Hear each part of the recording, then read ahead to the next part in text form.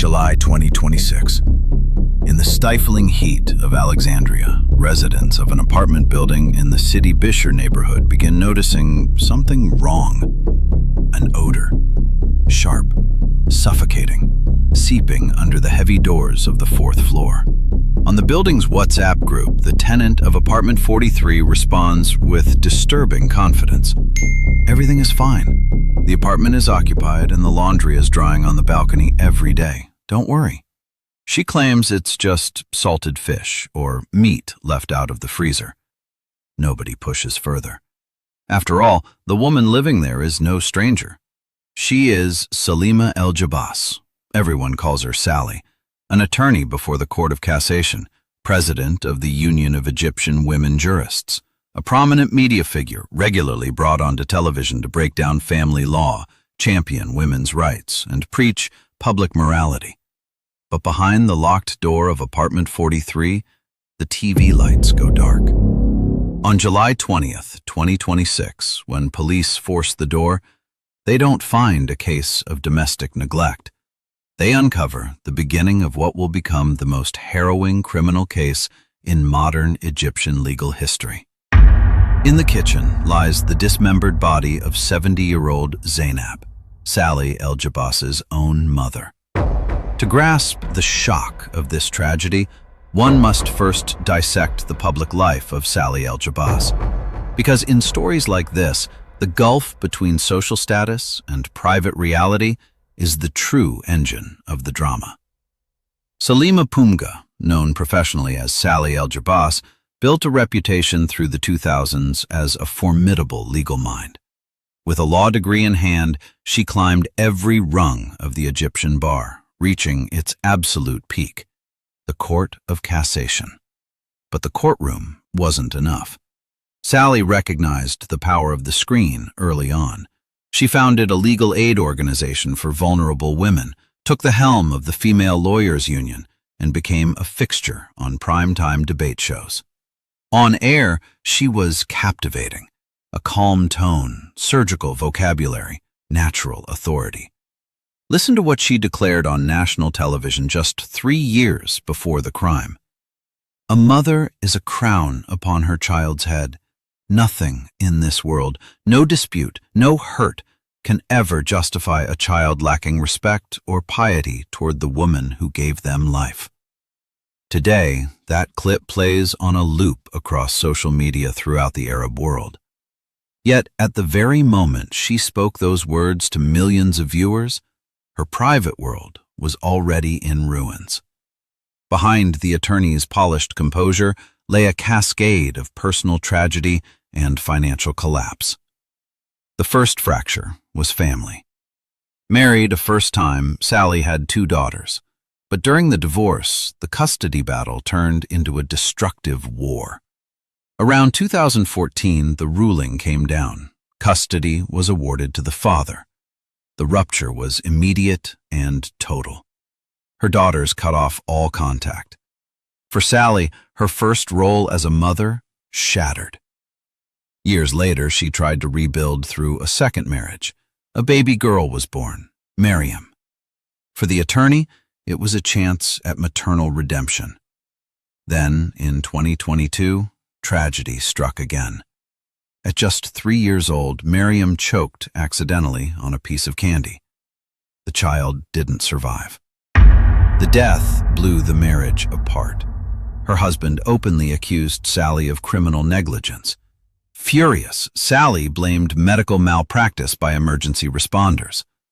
The bitter hatred ran so deep that she refused to attend her own daughter's funeral. From that moment, the downward spiral accelerated. Out of the public eye, between 2022 and 2023, she attempted suicide twice. Colleagues intervened just in time to save her. Publicly, the facade held. Privately, everything was unraveling. Then came the professional ruin. Prosecuted in a murky financial case involving undisclosed foreign funding, Sally was ordered to pay a fine of 1 million Egyptian pounds. To the Bar Council, it was an unforgivable blow to professional honor. The sanction was absolute. Sally El Jabbas was disbarred. Overnight, she lost her title, her standing, and her income. Financial disputes with those close to her turned venomous. She had only one sanctuary left, the family apartment in Sidi Bishr, Alexandria, where her 70-year-old mother, Zainab, lived. Mid-July 2026. Sweltering heat grips Alexandria. Sally arrives to stay for a few weeks in the apartment she co-owns with her mother.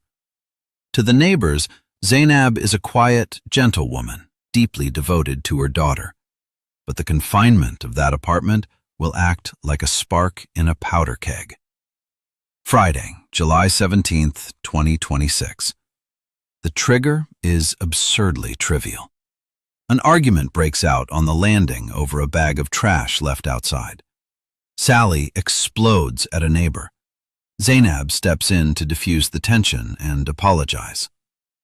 The moment the door closes, the conflict erupts behind closed doors.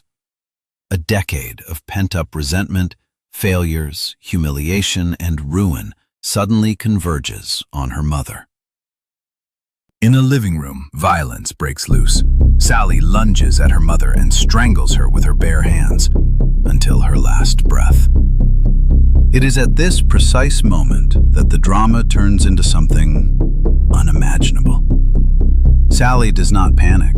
She doesn't call the police, emergency services, or an attorney.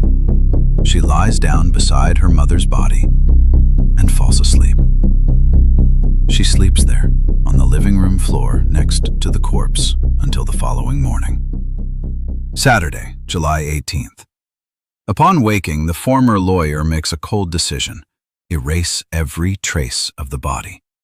For 48 straight hours, alone in the apartment, she methodically dismembers her mother. To prevent identification, she burns her mother's face inside the kitchen oven. Then she cuts up the remains. Some parts are wrapped in plastic bags and stuffed into the freezer. The rest is placed in various containers around the home. To smother the smell, she douses the floors in bleach and industrial detergent. But in the peak of an Egyptian summer, with temperatures rising above 35 degrees Celsius, chemicals cannot stop biology. Sunday, July 19th. The stench of decomposition becomes unbearable, spilling out into the stairwell. Neighbors knock. Sally opens the door just a crack, revealing only half her face. "It's just salted fish that went bad. I cleaned it with bleach. It'll pass." On the building's WhatsApp group, she writes with chilling composure, "The apartment is occupied. Laundry is dried on the balcony every day. Don't worry." While she types those words, her mother's remains lie frozen in the next room. By Monday, July 20th, the stench is unbearable. A neighbor realizes the fish story is a lie. Sensing the trap closing in, Sally packs a bag, locks apartment 43 behind her, and vanishes into the city. When police kick down the door, they find a crime scene of absolute horror. The plastic sheeting, the oven, the freezer. A nationwide manhunt is launched immediately. Investigators track her cell phone. The signal pings near El Amria on the highway out of Alexandria. An officer dials her number. A man answers. It isn't Sally. It's a passerby who just found the phone discarded in a ditch along the highway. As a seasoned jurist, Sally knew her phone would betray her location. She threw it out the car window to break her digital trail. Her life on the run lasts barely 48 hours.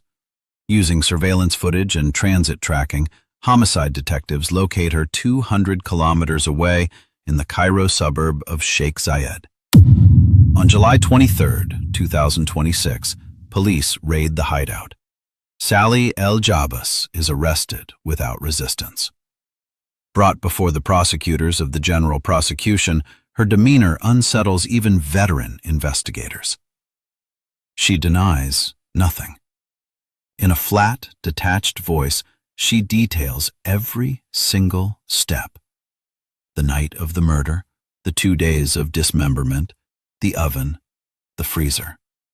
She even agrees to participate in the crime scene reenactment at apartment 43, flanked by heavy security while crowds jeer outside.